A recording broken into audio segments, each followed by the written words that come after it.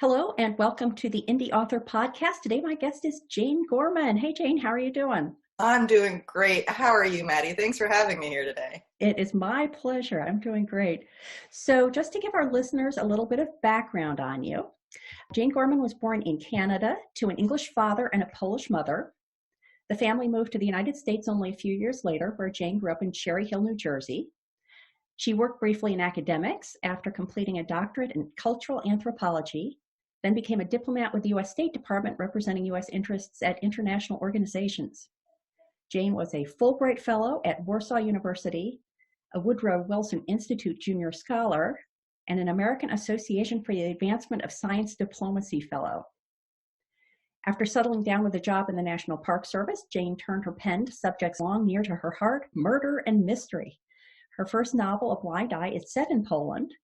Later novels in the series send Detective Adam Kaminski to Washington, D.C., Philadelphia, and Galway, and Jane lives in Cherry Hill with her husband.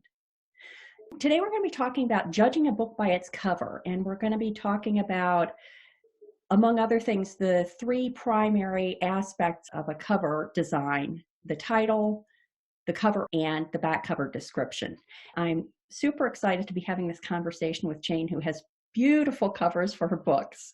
But before we launch into the discussion, Jane, can you just give a little bit of context about your Adam Kaminski series so listeners know where we're coming from in terms of the kind of books we're designing covers for? Sure. So my books are traditional murder mysteries. They don't involve a lot of gore, but there's definitely murder. There's some darkness, but they're not too dark. So they're a comfortable traditional murder mystery, but they each take place in a different location, a different setting. For me, the covers are so important to let the reader know where they're going when they pick up this book. The first book, as you said, is in Warsaw.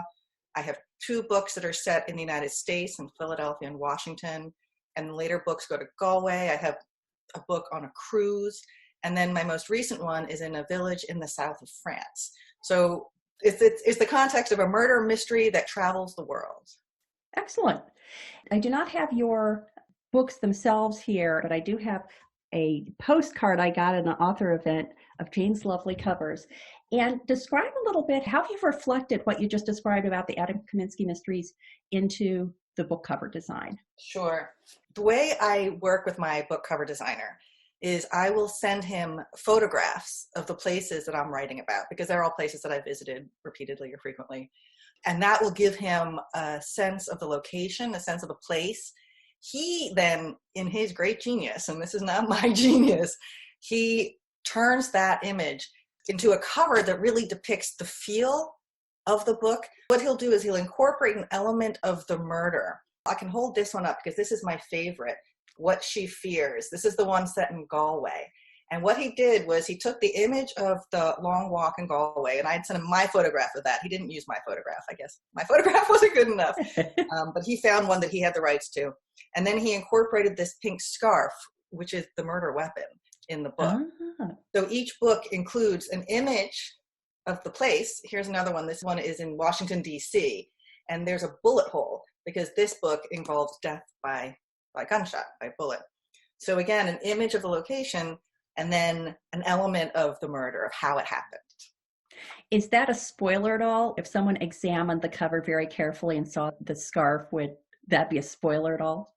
No, each of my books, the murder happens either before the first page or within the first couple of chapters. So there's never any question who's dead and how they died. The real question is who killed them.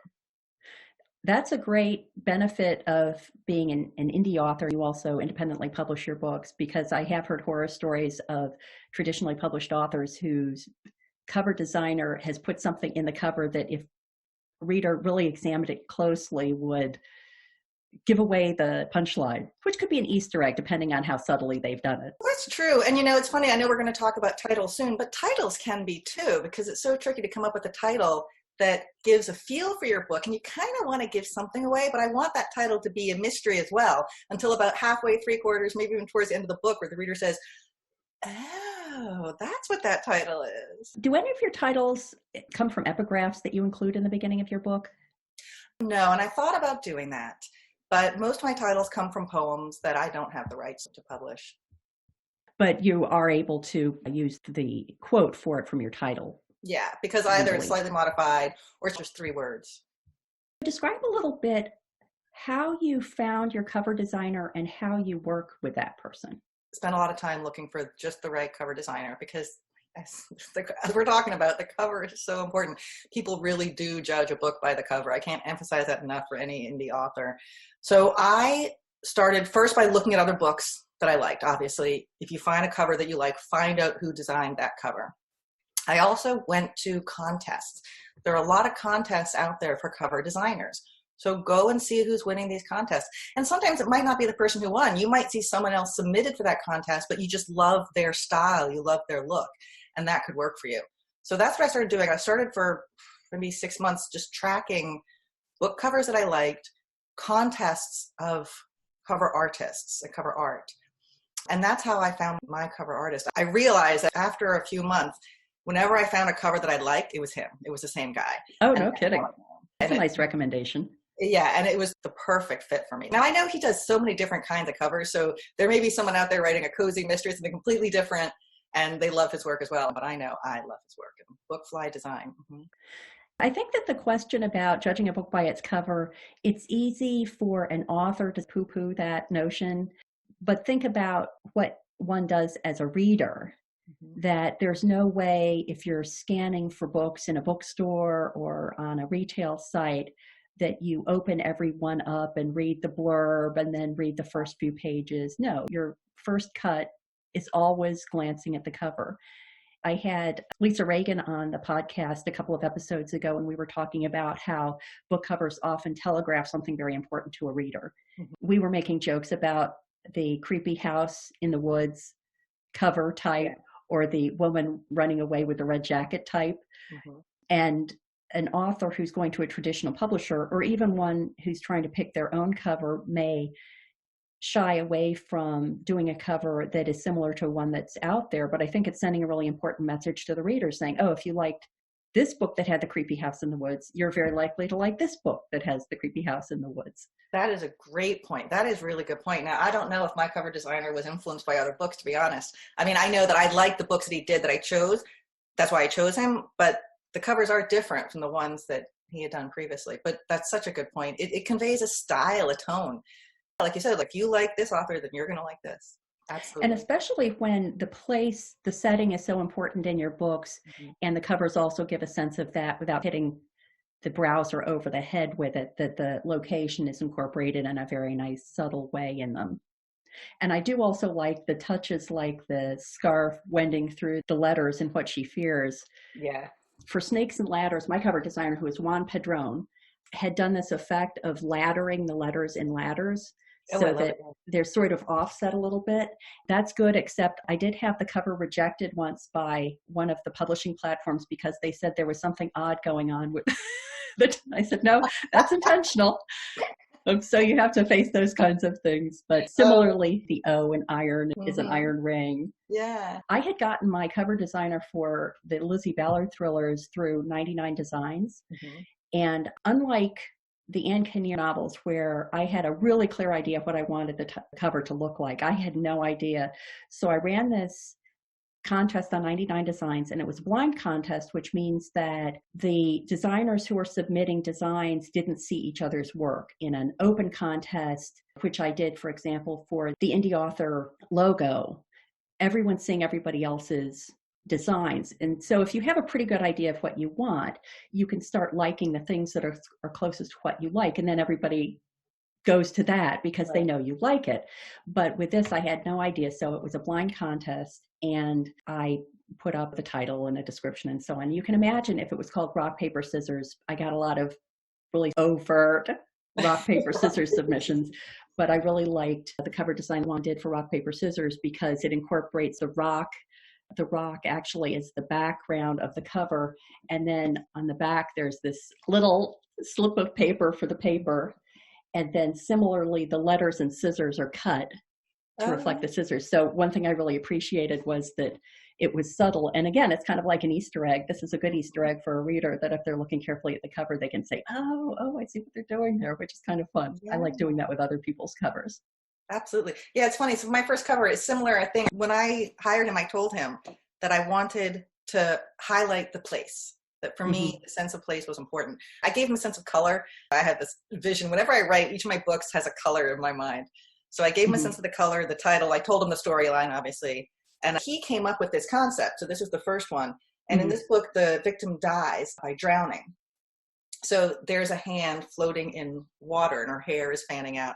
So it was his idea to incorporate this method of death into the place, which obviously I loved. So it worked out well. The other thing I like very much about your covers, which I think is a best practice, and I'm going to hold this up again so people can see at least the first 4. There are now 6, but those are the first 4. And what that's showing is that idea of the color. I have seen people who do series and they're all the same color. And I just picture someone going into a bookstore and saying, I want that Joe Schmo book, you know, the one that's black and white, and having the person say, well, they're all black and white. Which one do you mean? I mean, I see the benefit too. And you and I think have talked about this before, that there is some value in consistency in the colors across the series. So everyone knows it's the same series. So I do understand why some people might want the same color, but then you have to find another way to differentiate it. If it's not the color, there's got to be something that this book stands out from that book, definitely. Yes, I think that the best practices in terms of series cover design are an identifiable look, which you obviously have because you have the consistent palette, even though the colors are different. They're all sort of subtle kind of earth tones, I guess. But the font of the title is always consistent, and the presentation of the author name is always consistent. And I think those are really important. Even if you're writing across different series, I think that having the author name have an identifiable font is part of a branding effort. That's a great observation. You're absolutely right. Yeah, this Jane Gorman is my brand, so that my readers, whichever series they want to read, they know that it's me throughout. Yeah, I like that. And I also really like the idea of you going out to see who's winning the contests. That's a great tip. Do you recall any of the particular sites you went to investigate that? I do. Joel Friedlander. That's where I ultimately found my cover artist, because he has a few contests, and that's where I went. Great. I'll include a link to his site in the show notes for this episode so people can easily find that. The other thing I think is so important is making sure that your cover is right for your genre. And so I have just had this very interesting experience of going to get my first nonfiction cover. I'll just hold up here another example of my suspense thriller book, The Iron Ring, very dark, moody, sort of a dark purplish red color.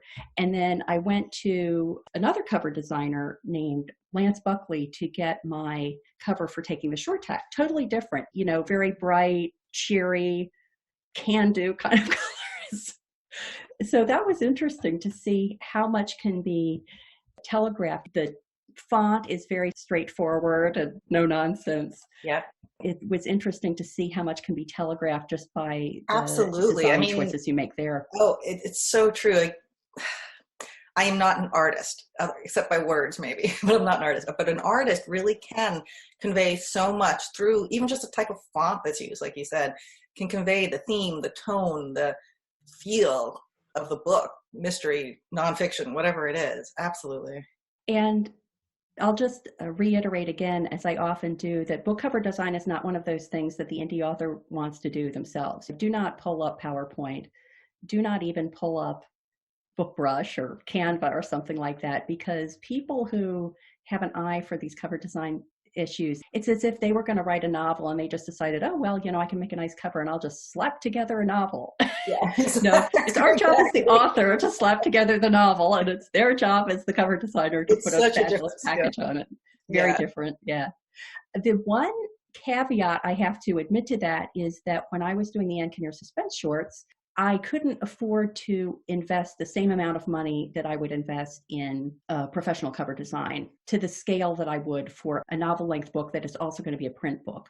Because not only does the person who's designing the print book have to come up with the lovely and genre-appropriate cover, but they also have to design a whole back. Yeah. that is a skill unto itself. Now, with a short story that's for now only going to come out in ebook, all I needed was the front cover. And so what I did in order to control the cost for that was that I worked with a professional designer to come up with a template that had my name in it in the same font that the Ankenir suspense novels did. So it was clearly branded for me. The fonts of the title were very similar to the fonts of the Ankenir suspense novels. And then I would find a photo on a platform like Unsplash, and I would send it to him, and he could very quickly create a cover that incorporated that photo. Oh, and in many good. cases, I was even specifying what part of the photo I wanted to include in the cover. Mm-hmm. And then he would just put the Ankenir suspense short on it and then my name. But even the way he put the title on, he always adjusted it a little bit. So it wasn't just straight text. It was always offset a little bit. So even in that really, really simple, seemingly simple idea of putting a title on a cover that's sort of a template, there's still a skill to it, but it was much, much less expensive than it would have been if I had gone the full-blown, the full-blown. A lot of designers, mine included, offer ebook cover only. My books are available in print as well, but a lot of designers probably do offer ebook only, which will be less expensive than the paper because, as you say, it's just the front cover and not the back and the spine. That's a great point. We could probably do an entire episode just on cover design, but I did want to cover one other topic, and that is the title, because I love your titles as much as I love your cover design. So talk a little bit about where the titles for your books came from. Maybe just run through first what all the titles of the Adam Kaminski books are. Okay. A Blind Eye is the first book, and that is truly just the saying that we've all heard, and you turn a blind eye to something. And there's an expression that's used later in the book, and I just wanted to convey that we all see things that we try to pretend not to see, but they're there. And then the next book, The Thin Veil, I might go out of order here actually because they're connected.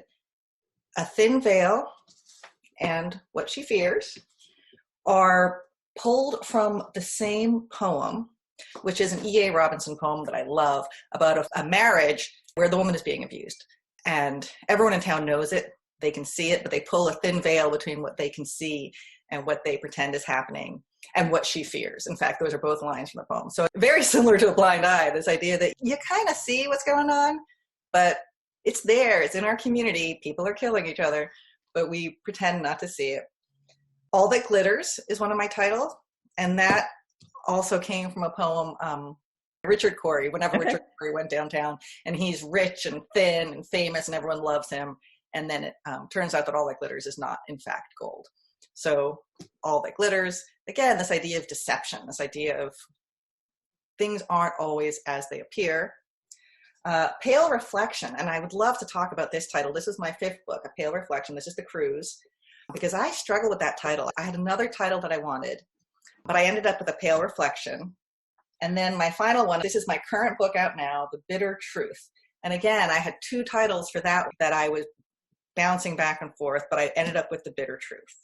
Can you talk a little bit about what your other title was that you were considering and why you chose the ones you chose? Yes. For The Bitter Truth, I wanted to call it Truth Will Out, which is from Shakespeare, that in the end, the truth will come out. But the Shakespeare line is truth will out, which works for me because all of my titles are 3 words and it's got that punchiness to it. But on its own, people didn't really get it. I ran it by a few potential free readers and friends and fellow writers, and on its own, without the context of the whole Shakespeare play, it didn't really convey this idea that the truth will eventually come out one way or another. Now, that truth, of course, is the bitter truth, so I thought, well, better go with The Bitter Truth. The book is also about winemaking, because it does take place in the south of France, and wine can turn bitter when left out and not cared for. So I've got that correlation of the truth coming out and it not being as sweet as perhaps it should have been. Nice. And then for A Pale Reflection, I wanted to call it Through a Glass Darkly, which is actually, I believe, a quote from the Bible, although I tend to think of Alice in Wonderland when I say it as well. But it's a quote from the Bible. And early on in The Pale Reflection, I have Adam Kaminski talking to his sister. And the whole idea here is this is a book really about Adam's own self-exploration.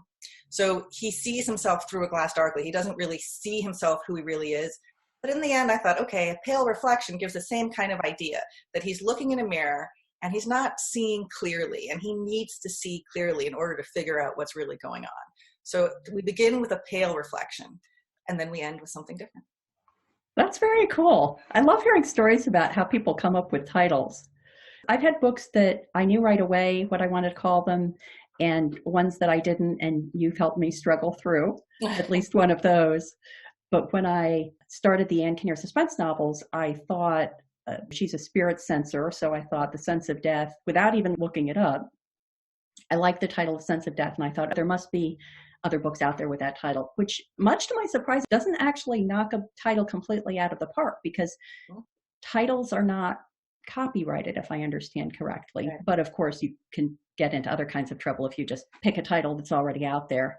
Watched a movie called Girl on the Train for a long time before I realized it was not the story of the novel that I thought it was. But I thought, well, certainly people have used The Sense of Death, and nobody had. If I went on a search for Amazon, there weren't any other books out there called The Sense of Death. And then when I did the second one, I thought, oh, I wonder if there are any more sense quotes. And I found The Sense of Reckoning. The Sense of Death was coincidentally appropriate for the first book, and they're all Shakespeare quotes. All my Ann Kinnear suspense shorts and suspense novels are Shakespeare quotes, except for one that's John Milton, but it was so good I couldn't pass it up. The Sense of Death quote is, "The sense of death is most in apprehension, and the poor beetle that we tread upon in corporal sufferance feels a pang as great as when a giant dies." That's from Measure for Measure, and that was perfect for the story. Mm-hmm. But The Sense of Reckoning is that famous speech from Henry V that goes, "O God of battle, steel my soldiers' hearts, possess them not with fear, take from them now the sense of reckoning, if the opposed numbers pluck their hearts from them." So those worked great, and now I'm set for life because I can use Shakespeare quotes for those. There are a lot of those. There are a lot of those. Yes, you can find those for any purpose. But when I was working on Lizzie Ballard books, it was really late in the game that actually my husband came up with Rock, Paper, Scissors, because the theme of that is what power bests what power. Mm. And that was great because I love series that have a theme to the titles. And so I thought, this is great. I'll just do traditional game kind of titles. And Snakes and Ladders was obvious. If anyone reads the story, you'll see why Snakes and Ladders was an easy one. And Snakes and Ladders is the historic background for kids' game Chutes and Ladders. And it's all about being rewarded for your virtues and being punished for your vices. And then, as you know, I struggled with the Iron Ring for a long time. Yeah. At one point, it was going to be called Cat's Cradle, and I actually even had the cover designed with Cat's Cradle on it. And of course, Juan incorporated the string game Cat's Cradle into the cover. And then, probably through a conversation that I had with you and your lovely husband at a winery, this idea of the iron ring or the brass ring came up. And I love that because The Sword and the Stone is one of my favorite all-time books. And there's a section in there about when the young Wart and Kay are learning to joust. And they jousted at Quinton. It's a wooden figure painted to look like a Saracen. Right. And then if they don't hit it in the center, it spins around and whacks them in the back. But another part of that was about how they would try to spear the iron ring off a thread with their jousting lance. And the more I thought about that, the more I liked that, because the theme of that book is each person has their iron ring. What is their goal? Is it power? Is it community? Is it something else? Is it selfish or is it unselfish? And I like that so much that I wanted to include the quote from The Sword and the Stone as an epigraph. And I got in touch with the publisher and I asked what it would cost for me to have the rights to publish that. And I heard back and it was thousands of dollars for a limited time for US only. So I wrote back and I said, okay, thank you. I can't afford that. And so pretty soon I got another email back with a vastly reduced price. It was still more than I wanted to pay. But that was my tip, that if you're asking a major publisher for rights, don't take their first offer because they might come down. Right. Because I love that idea. Like when your title is pulled from something else, it's so nice to include that quote. That's the benefit of Shakespeare, that nobody's going to come after me for using a Shakespeare quote, right. So I can include all the epigraphs in the front of the books. You are now thinking of moving into a different genre. It's still a bit down the road because I'm still working on the first book. And we'll see how long that takes to come out and publish. But yeah, I'm starting a cozy mystery series set in Cape May, New Jersey. So it's very different from my Adam Kaminski book because it's always in one place, same characters. I do not yet have a cover idea in mind. And I don't think I will until I finish the book, maybe even finish the second book and really have a sense of where the series is going. So what kind of image? Cozy mysteries have such a different feel. You know, you look for something pink. These are going to be cozy mysteries with a twist as well. So I'm picturing Cape May cozies with a little lemon twist at the end, perhaps in the title, because it's that kind of twist. Now, would you go back to the cover designer who did the Adam Kaminski books for this one? I might, but I would have to see what he could come up with, because even my first book, when a cover designer produces an option, you get to look at it and say, well, yes or no. So I might ask him to produce something, but I think I'll also go back and go through the same process I went through before and see who else is doing cozy mystery covers that I like. And also, it helps to look at those other covers too, to figure out what I want for my books, like what speaks to me, what works. And it'll probably be pink. Would you have pink be the theme color? Or are you thinking each one might be a little bit different as they are with the That's a great question. Each book is going to have a different cocktail recipe in it. I love that. The first book, the cocktail is a pink cocktail. So we'll see. Maybe the cover, the color will match the cocktail. I don't know. I do think that it's beneficial to just go to the genre page on your favorite online retailer or go to that shelf in your favorite in-person bookstore and just step back and scan and see what colors are popping out, because I always think of pink and green and blue. If I think of cozy mysteries, they're usually much, obviously, brighter, pastel, cheerful. Yeah. And I've loved writing the cozy series too, because you do have this different tone and you want a cover that will convey that tone. Absolutely. And I love the title options that are enabled by having the cocktail theme.